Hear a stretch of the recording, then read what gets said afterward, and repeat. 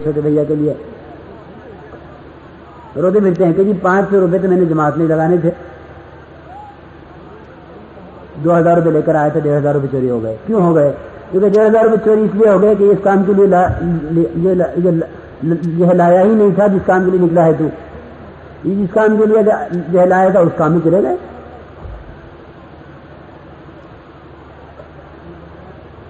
تو یہ کہہ کہ وہ بیٹھا ہوا اپنا سامان دیکھ رہا تھا۔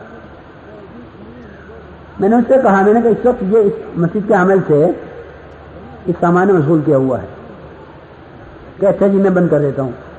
میں نے کہا تو بند تو کر دے گا، لیکن تو بیان میں بیٹھا بیٹھا نہیں سوچتا رہے گا کہ یہاں مرکز سے روزانہ چوری اٹھتی ہے، کسی نہ کسی روزانہ چوری ہوتی ہے، میرے سامان کا پتہ نہیں کیا ہو رہا ہوگا۔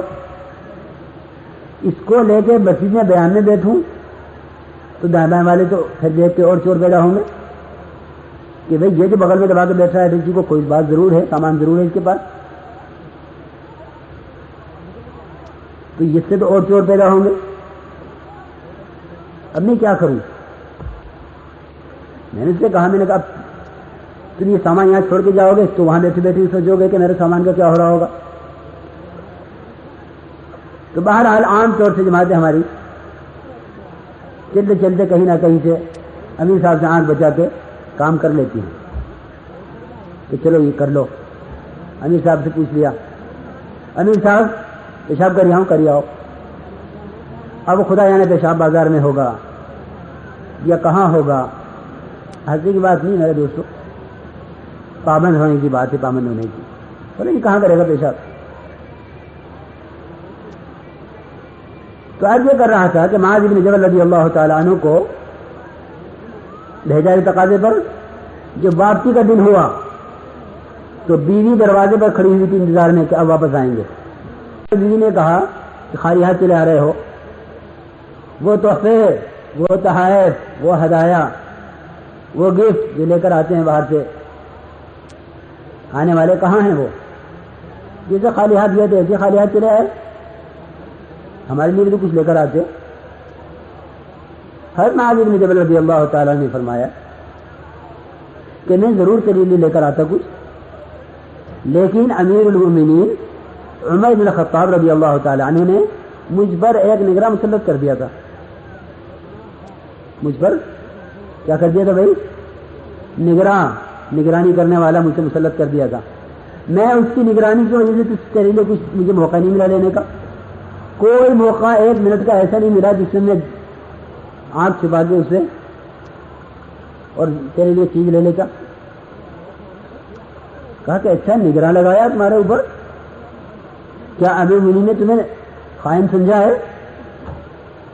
عورت کی بڑی تیز ان کی بیوی، اور وہ سیدھی حضرت عمر بن خطاب رضی اللہ تعالیٰ عنہ پہنچ گئی اور جا کے کہا امیر المؤمنین معاذ بن جبل میرے شوہر وہ جاتے رہے جناب رسول اللہ صلی اللہ علیہ وسلم کے زمانے میں ہر تقاضے پر، آپ نے کبھی نگراں نہیں لگایا، ہمیشہ ان پر اعتماد کیا ہے اور امین سمجھا ہے۔ اور پھر ابو بکر صدیق رضی اللہ عنہ کے زمانے میں، خلیفہ اول کے زمانے میں ہمیشہ وہ بھیجتے رہے ان کو، کبھی نگراں نہیں لگایا ان پر۔ بھائی بات سن رہے دھیان سے نہیں؟ پھر زمانہ آیا آپ کا، کیا آپ نے میرے شوہر کو خائن سمجھا ہے؟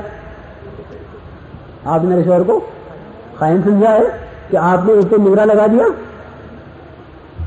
آپ نے نگراں کیوں لگایا ہے معاذ بن جبل؟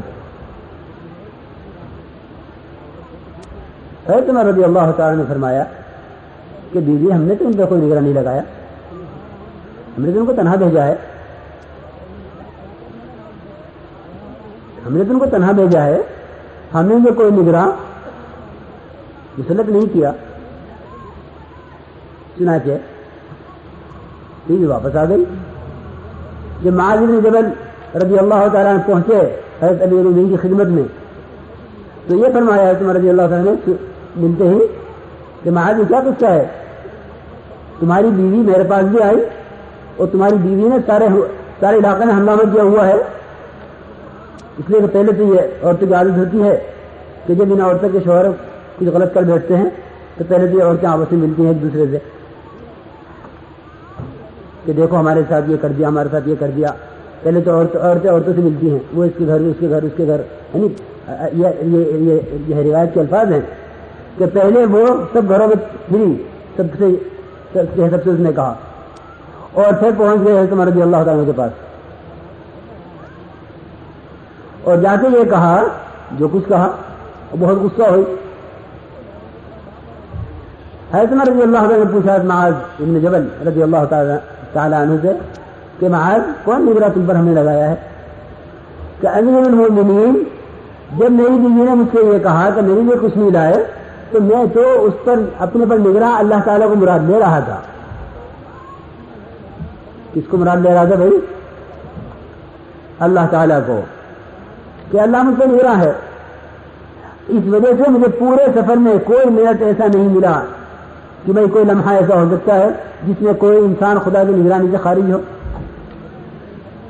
کہ بھائی فلاں آدمی اللہ کی نگرانی میں نہیں ہے. تو اگر ہم نکلنے کے زمانے اپنے اوپر اللہ تعالیٰ کو پہلے نگراں بنا لے کہ میری ایک ایک حرکت، اب چاہے امیر کے سامنے ہو رہی ہو نہ ہو رہی ہو، چاہے امیر سے زبردستی یاد لے کے ہو رہی ہو، کہ امیر صاحب دیکھو یا تو دے دیں اجازت ورنہ میں چلا جاؤں گا جماعت توڑ کے. امیر صاحب نے کہا بھائی تو جائے گا، جماعت سے بھی جائے گا، چلو دے دو اجازت اس کو. ہم نکلے ہیں خدا کی دین کے لیے، ہم نکلے ہیں خدا کی راہ میں، ہم نکلے ہیں جناب رسول اللہ صلی اللہ علیہ وسلم اور آپ کے صحابہ کی سنت کو زندہ کرنے کے لیے. آپ کے طریقے پر ہمارا گشت جناب صلی اللہ علیہ وسلم کی گشت کی طرح ہے، ہماری تعلیم آپ کی تعلیم کی طرح ہے، ہماری خدمت آپ کی خدمت کی طرح ہے، ہمارا ایک ایک عمل وہ جناب رسول اللہ صلی اللہ علیہ وسلم کے طریقے پر ہوگا. نکل کے ہر آدمی خود سوچ لے کہ میں کون کون سے وہ کام کر رہا جو جناب صلی اللہ علیہ وسلم طائف میں نہیں کیے، جو آپ نے اوقات ظلم جنہ کی کہ بازاروں میں اور جو ہے نمائشوں میں نہیں کیے. میں کیا کر رہا ہوں؟ یہ نکل کر خود اندازہ کرے ہر ایک. امیر سے یہ اجازت لے سکتا ہے اور امیر بیچارہ مجبور ہو کر اجازت دے سکتا ہے، لیکن یہ تو ہر آدمی کو خود سوچنے کی بات ہے کہ میں اللہ کے راستے میں نکلا ہوا ہوں، آیا یہ کام میرے کرنے کا ہے یا نہیں ہے. پھر جتنا اپنے آپ کو پابند کریں گے جتنا کرنے کے کاموں میں دل لگے گا، جتنا کرنے کے کاموں میں ہمارا دل لگے گا کہ کیا کام کرنے کا ہے، کیا کام کرنے کا نہیں ہے، کیا کام کرنے کا ہے، کیا کام کرنے کا نہیں ہے. ہمارا دل لگے گا اسی، ہمیں یہ ہماری سمجھ میں آئے گا کہ دیکھو یہ کام کرنے کا نہیں ہے. تو واقعی واضح طور پہ نظر آتا ہے کہ جماعت کا کوئی آدمی جماعت میں کوئی کام جماعت کے علاوہ کر لیتا ہے تو غیر آدمی محسوس کر لیتے ہیں کہ یہ آدمی جماعت میں ہوتے ہوئے یہ کام کر رہا ہے. ارے تم نے جماعت میں ایسا کر لیا، کیونکہ صاف پتہ چل رہا ہے کہ یہ آدمی اس وقت جناب رسول اللہ صلی اللہ علیہ وسلم کے طریقے پر اور آپ کے مزاج پر اور آپ کے طریقے دعوت پر دعوت دینے کے لیے نکلا ہوا ہے. صاف پتہ چل رہا ہے کہ اس میں لا یعنی باتوں سے، لا یعنی کاموں سے، لا یعنی کسے کہتے ہیں؟ کیونکہ لا یعنی اسے کہتے ہیں، لا یعنی اس کو کہتے ہیں جو اس وقت کے کرنے کا کام نہیں ہے، وہی لا یعنی ہے، وہی لا یعنی ہے جو کرنے کا نہیں ہے. جس کام کو کرنے کے لیے نکلے ہیں وہ کرنے کا ہے، جس کو کرنے کے لیے نہیں نکلے ہیں وہ کرنے کا نہیں ہے. آدمی بازار میں جاتا ہے، آپ کسی مریض کو، کسی کو خدا نہ کرے ہارٹ اٹیک ہو جائے، ہارٹ اٹیک کسی کو ہو جائے اور اس کو اٹھا کر اسپتال لے جا رہے ہوں، اس درمیان میں کسی کو خیال بھی آ سکتا ہے کہ تھوڑی دیر بازار میں ہوتی چلے، ذرا سے اس ہوٹل میں ہوتے چلے، ذرا یہ کپڑا دیکھتے چلو،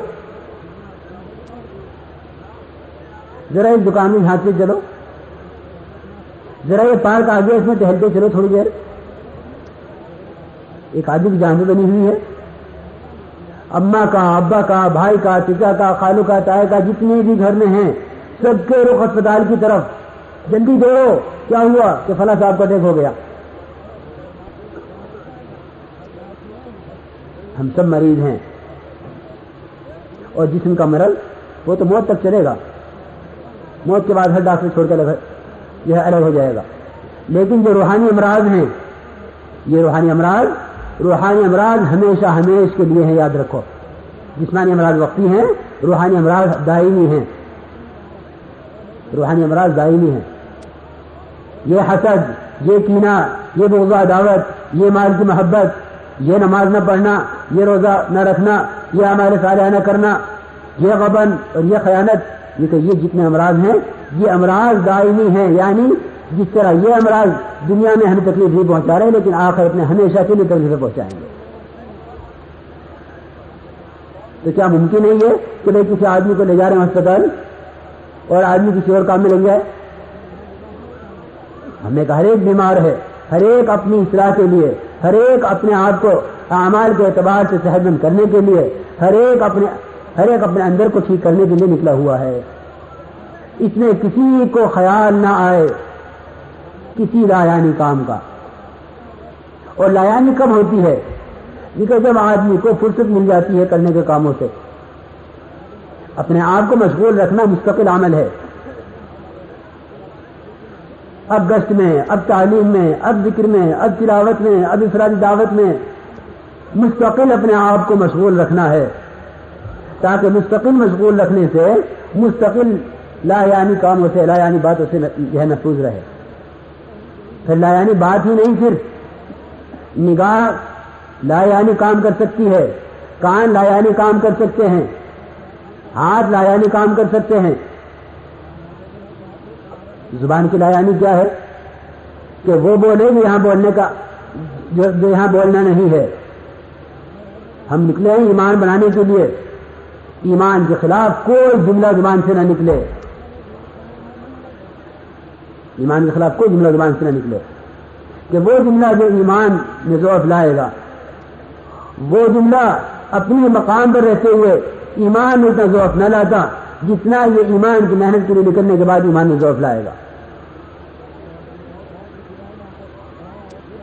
ایمان کے راہ میں نکلا ہوا ہے ایمان کو بنانے کے لیے، کیونکہ اس وقت ایمان کے خلاف جو بولے گا وہ ایمان کو جتنا دھچکا پہنچائے گا اور وہ ایمان کو جتنا کمزور کرے گا.